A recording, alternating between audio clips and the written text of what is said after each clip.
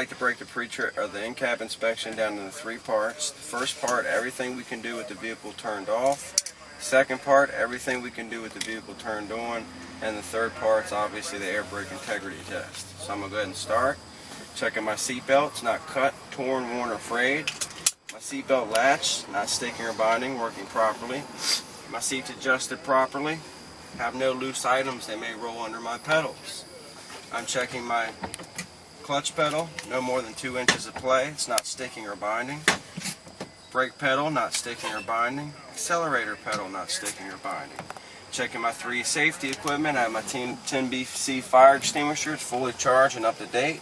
I have my 3 reflective triangles and my 3 fuses, though we won't need them, this truck runs off a circuit breaker.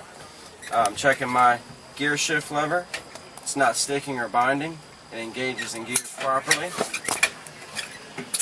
Checking my shifter boot, it's not cut, torn, worn, or frayed. I'm going to check my view and spot mirror. I have the perfect view of the end of my trailer. I'm going to check my 20-inch wheel, no more than 2 inches of play. And my interior light, it's working properly. Okay, now that's everything you can pretty much do with the vehicle turned off. We're going to go ahead and start the vehicle.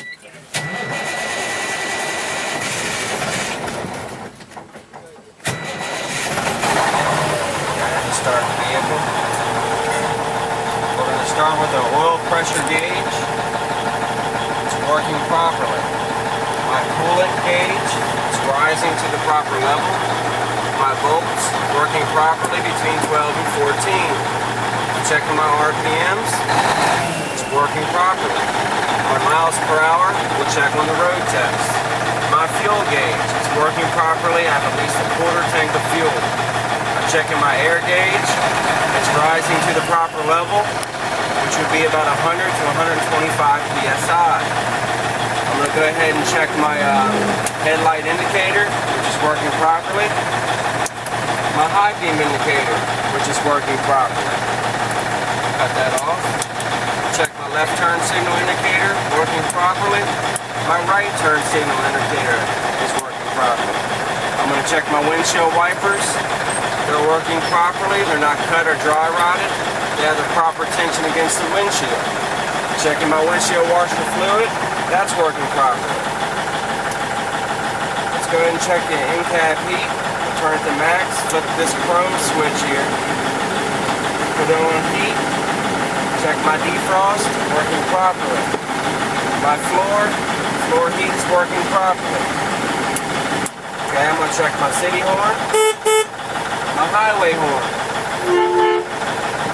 Okay, that's pretty much everything you can check with the vehicle running. So now it's time for our air brake integrity test. The first thing you want to do is make sure your pressure is built to at least 100 psi. Okay, that's very important that you wait till it's at least to 100. We're going to wait till it gets a little higher than 100 today. So we're going to build it just a little bit. Okay. Now the first thing we're going to do is we're going to turn the vehicle off, which is the first step. 1, 2, you turn it on to the on position, the key. 3, push in your valve. They're not under the truck, are they? Let me make sure. Clear them real quick. You're clear? Get up for the truck. Okay. Alright. 1, cut the vehicle off. 2, cut the vehicle on. And 3, push your valve in. If you haven't counted 3, you know you're missing something. Okay? Now we're going to go ahead and explain it before we do it. We're going to do a timed air leak test. That's where we hold our service brake in for a full minute, and we should lose no more than 4 psi. Okay? And you want to explain that to the examiner first. So I'm going to hold my brake pedal in for a full minute.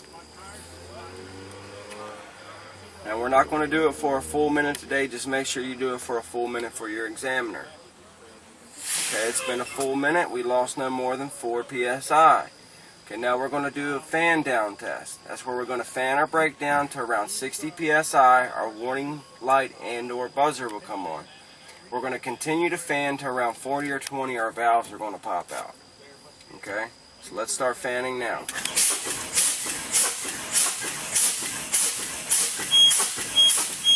There's our warning light at 60 psi. We're going to continue to fan to around 40 or 20. Our valves pop out. Notice how I'm explaining this before I do it.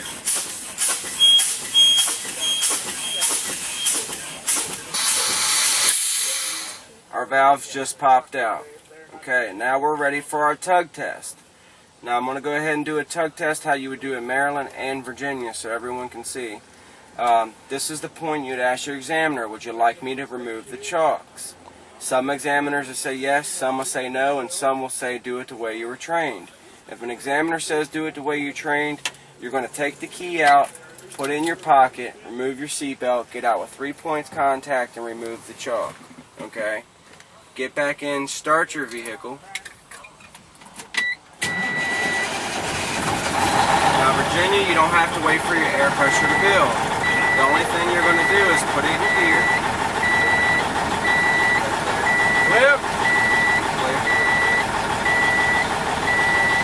Yeah. We're going to do one tug. Just put it in gear and let gently off the clutch pedal. Can you feel a tug? That's 2 tugs, okay? That's how we do it for Virginia. Maryland, you're going to do it a little differently. Maryland, you're going to allow your air pressure to build.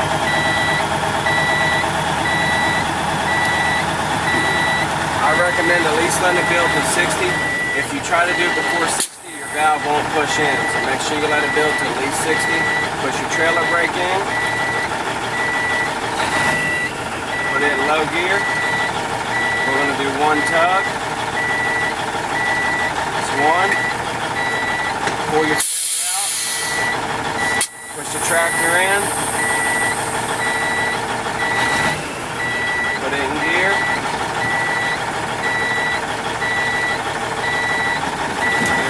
Did our second tug. Okay. Pull that back out. We're going to let our air pressure build because we're ready for our skills and road test.